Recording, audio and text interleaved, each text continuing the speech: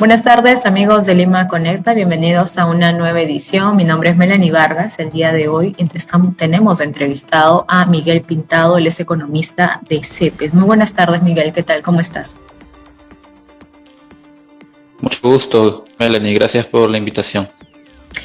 Bien, la entrevista el día de hoy es sobre acerca de un tema que ya es una crisis global, ¿no? Esto producto de la crisis de la guerra que se desató entre Rusia y Ucrania, ¿no? Trayendo mucho negativo para la economía internacional y ahora también aquí en el Perú cómo se vive, ¿no? Y aún más estamos siendo alcanzados debido a la crisis política también que estamos viviendo en la actualidad. Entonces, en cuanto a ello, ¿qué datos podemos obtener de la crisis alimentaria que se está viviendo aquí en el Perú? Sí, Melanie. Bueno, lo primero es que esta crisis no solamente es a nivel Perú, sino es a nivel mundial. Uh-huh. Las distintas economías agrarias están ya salvaguardando su propia seguridad alimentaria de cada país.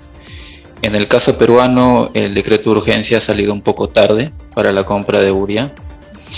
Entonces, yo en un pequeño artículo más o menos estimé que si llegamos a comprar, ¿no?, con el presupuesto que se tiene desde el Estado, más o menos faltaría todavía cubrir alrededor de la mitad, ¿no?, de la demanda de este fertilizante que es la urea, ¿no?, tan usada. Entonces, hay 4 principales cultivos comerciales que se verían afectados. En este caso es el arroz, la papa, el maíz y algún otro que esté en la canasta básica, ¿no?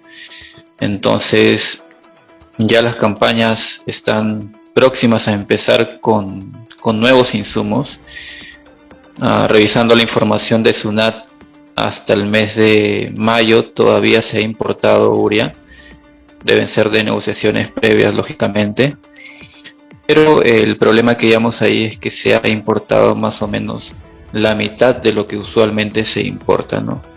Más o menos entre estos 3 o 4 primeros meses del año se importa alrededor de 100.000 o 120.000 toneladas y hasta la fecha se ha importado alrededor de 50.000, ¿no? Entonces vamos por ahí ya con un déficit que lógicamente esto va a repercutir en los próximos meses en la disponibilidad de algunos productos que son importantes dentro de la canasta básica familiar, ¿no?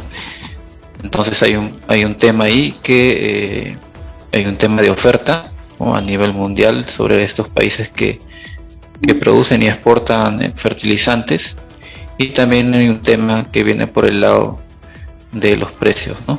Hay un tema de precios ahí que cada vez están más altos. La semana pasada me dio una pequeña visita al valle que tenemos en Lima, el Valle del Lurín, y el precio de la urea se disparaba hasta 250 soles, ¿no?, el saco. Si podrías darnos un alcance, un aproximado de cuántos empresarios agricultores también se estarían viendo afectados con esto, ¿no? Porque ellos al momento de dejar de producir, obviamente, evidentemente tendrían que, quizás algunos solamente se dedican a la producción de estos alimentos, ¿no? Entonces, ¿cuántos han tenido que cerrar, digamos, sus empresas? Sí, sería muy interesante. De hecho, antes de que inicie la pandemia en el país, se estaba planificando la elaboración de un censo nacional agropecuario, ¿no? Lamentablemente, con los incidentes que han pasado en los últimos 2 a 3 años, no se ha podido concretar. Entonces tenemos información que data desde el 2012, ¿no? En ese sentido, esta información del cuarto Censo Nacional Agropecuario nos indica que el 43% de los productores agropecuarios en el país usa fertilizantes químicos en su producción, ¿no? Más o menos, haciendo matemáticas simples, el número de productores está en 2.3 millones a nivel de todo el país. Entonces, alrededor de 1 millón de productores se verían poco, mediana o grandemente afectados por esta situación, porque usan fertilizantes químicos en su producción y comercialización de sus principales productos, ¿no? Lógicamente de este grupo hay algunos que lo usan en cantidades suficientes y otros que lo usan en pocas cantidades, ¿no? Pero quizás estudios que profundicen un poco por líneas de cultivo serían interesantes para ver, pues, en los próximos meses cómo son los impactos, ¿no? en cada segmento de la agricultura nacional. Bien, Miguel. Otro punto que quería tocar contigo, ya, pero esto es aparte, ¿no? En tu punto de vista también como economista, ¿no? Y tu experiencia también. En caso el Estado, porque eso es, al parecer, eso es lo que apunta, ¿no? Al gobierno, de querer manejar el sector empresarial también, ¿no? ¿Sería beneficioso tener un Estado empresarial?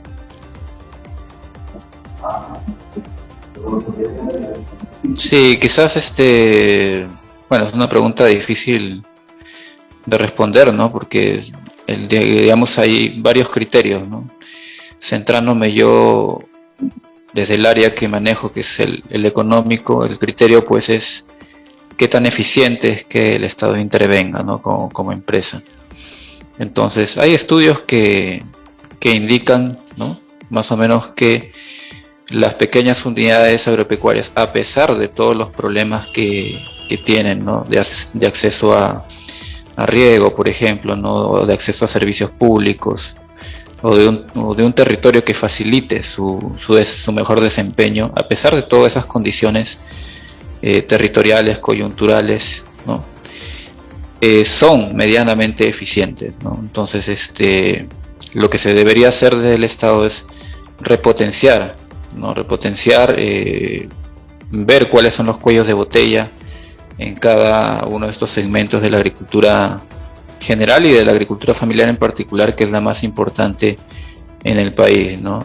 Entonces, desde ese punto de vista, quizás fortalecer los institutos de innovación agropecuaria sería una política muy, muy importante para el sector, y también distinguir entre los distintos segmentos de agricultura familiar que hay a nivel del territorio peruano, ¿no? ¿Crees que el actual gobierno podría manejar un futuro Estado empresarial, ¿no? Con todos los escándalos políticos que han habido y con la segunda reforma agraria que tampoco han cumplido, ¿no? Porque es algo que están, digamos, esperando los empresarios agricultores, pudiendo esperar el crecimiento de cada una de sus empresas. Entonces, ¿crees que el actual gobierno haría un buen manejo en caso haya un Estado empresarial?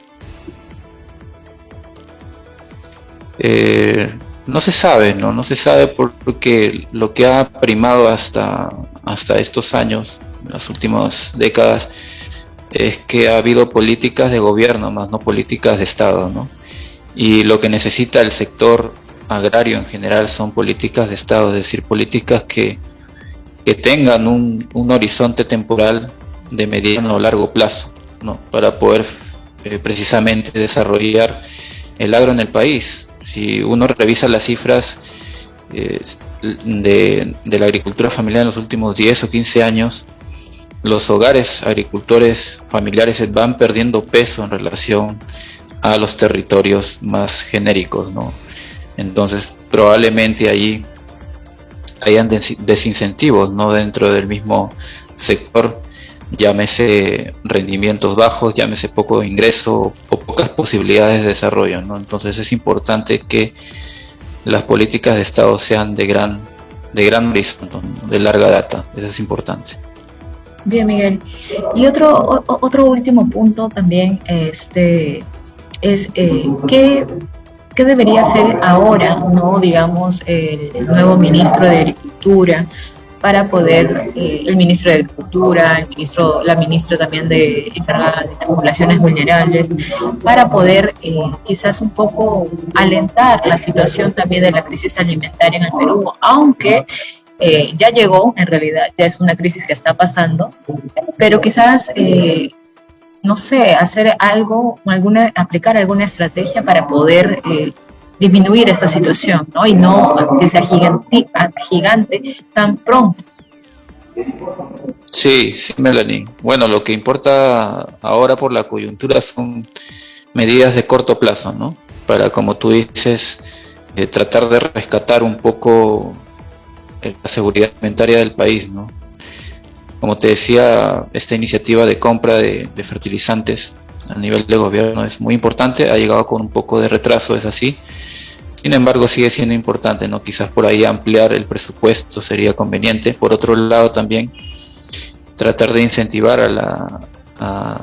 digamos, al aparato productivo nacional para que no deje de producir, ¿no? Ahorita la mayoría de productores han visto afectados sus costos de producción, entonces están recurriendo al ahorro, ¿no? Y ellos ahorran lógicamente en activos, ¿no? Bien, Miguel, espero poder contar contigo para una próxima entrevista. Muchas gracias por tu tiempo. Y bien, amigos de Lima Conecta, conmigo estuvo el día de hoy Miguel Pintado, economista e investigador del Centro Peruano de Estudios Sociales, CEPES. Muchas gracias, Miguel. No, gracias a ti, Melanie. Hasta otra oportunidad. Y bien, amigos de Lima Conecta, conmigo será hasta una próxima edición.